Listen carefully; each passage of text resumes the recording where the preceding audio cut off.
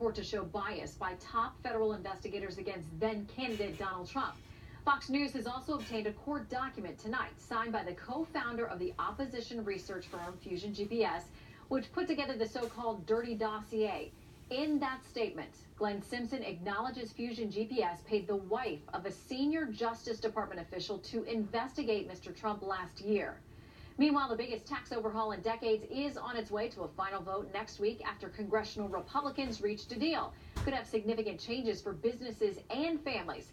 Team coverage tonight on Capitol Hill. Doug McElway's here with details. What's in, what's out. But first, the latest on Deputy Attorney General Rod Rosenstein's testimony on Capitol Hill, those texts, the dossier revelation, and much more.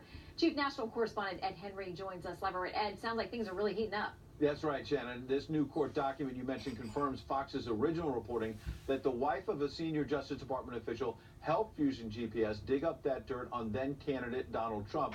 Tonight, Republicans are demanding answers on whether the unverified information in that Trump dossier led to the appointment of special counsel Robert Mueller.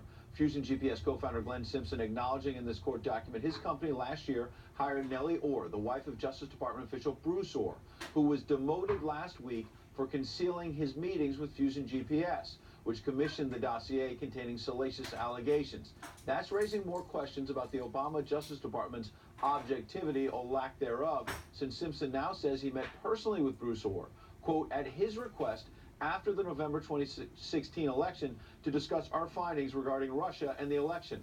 That was after Orr had met during the 2016 campaign with Christopher Steele, the former British spy who authored the dossier, which is why Republicans today demanded answers from Deputy Attorney General Rod Rosenstein. Did the FBI pay for the dossier? I'm not in position to answer that question, Congressman. But you know the answer to the question? That is, I believe I know the answer. But he did not answer that. He also did not answer whether or not the dossier led to surveillance of Trump campaign officials that obviously then led to Robert Mueller and the investigation. One of the president's personal attorneys, Jay Sekulow, meanwhile, said the conflicts of interest within the FBI and the Justice Department over Fusion GPS, quote, is breathtaking in its scope. It should spark a second special counsel to be named, Shannon. All right, Ed, so last night we also broke the story about those texts between FBI officials. A lot of folks said today they weren't too happy about what they saw, and they're really questioning whether that makes them able to be impartial or not. What kind of reaction today? You're right. It was pretty intense at the House Judiciary Committee, as you can imagine, for Rosenstein. He appointed the special counsel in the Russia probe and tried to claim he does not see an appearance problem with people on Robert Mueller's team donating money to Democrats like Hillary Clinton and then President Barack Obama. That fired up Republicans on the committee who brandished those stunning anti-Trump text messages you reported on last night, where a former member of the Mueller team, FBI official Peter Strzok, sent to his girlfriend, FBI official Lisa Page, texts where he was calling then-candidate Donald Trump an idiot and cheerleading for Clinton's campaign. Remember, that was while the FBI agent was an integral part of the agency's investigation into her email server. Republicans were furious about other texts, like the one where Strzok actually said he could, quote, smell the Trump support at a Southern Virginia Walmart, and they believe the most explosive text involves the controversial FBI Deputy Director Andrew McCabe, whose wife raked in about $500,000 from a PAC tied to Clinton friend Terry McAuliffe. The problem with this August 2016 text, as you can see, it speaks to a possible conspiracy. Strzok texting to Page, quote, I want to believe the path you threw out for consideration in Andy's office, that there's no way he gets elected, he being Trump, but I'm afraid we can't take that risk.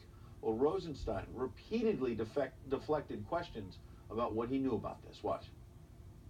If you have those Walmart shopping Trump voters that Peter Strzok so derided in his text messages, how do they react to that? Do they have confidence in their FBI and their Department of Justice? We have appropriate internal affairs officers who will get to the bottom of that. Now, Rosenstein talked about a report that's coming out about all this. He vaguely said it's due, quote, relatively soon, and he defended Robert Mueller by saying he pushed Strzok out last summer as soon as he learned about the anti-Trump text, Shannon. All right, Ed Henry live for us tonight with the very latest. Thank you, Ed. All right, my next guest has been pressing for answers from the FBI on the salacious but still unverified so-called Trump dossier. So let's bring in Tom Fitton, president of Judicial Watch. Good to see you tonight, Tom. Thanks for having me, Shannon. It seems like the Deputy Attorney General is indicating he does know more about the dossier. Obviously, he didn't feel like he he felt like he was constrained in some way, that he couldn't answer some of these questions. Do you think we're ever going to get an answer about who paid for it, if the FBI paid for any information, and whether or not it was used to secure a warrant to then spy on the Trump team? Oh, I think it's eventually going to come out. The question is how. Is it going to be forced out through court process or through the IG report? We don't know. You know, it's interesting he admitted there is a dossier because we've sued both the FBI and Justice Department for information about these payments and what was going on with the dossier. They won't even confirm or deny the dossier exists to Judicial Watch, and we're in the middle of a court fight on it. I can't believe the stonewalling I'm getting from the Justice Department and the FBI. Our attorneys are back and forth with them, trying to get information on the dossier, trying to figure out about these FBI texts, and they're playing games with us. And I see they're also playing games with Congress. And the leadership of the FBI and Justice Department need to take ownership over this gamesmanship because it's destroying the credibility and it makes it look like those agencies have something to hide. Well, interestingly, we referenced this court filing from Glenn Simpson, one of the co-founders of Fusion GPS. He does say in this, and under perjury, penalty of perjury, he said today, bank records reflect that Fusion contracted with Nellie Orr to help our company with its research and analysis of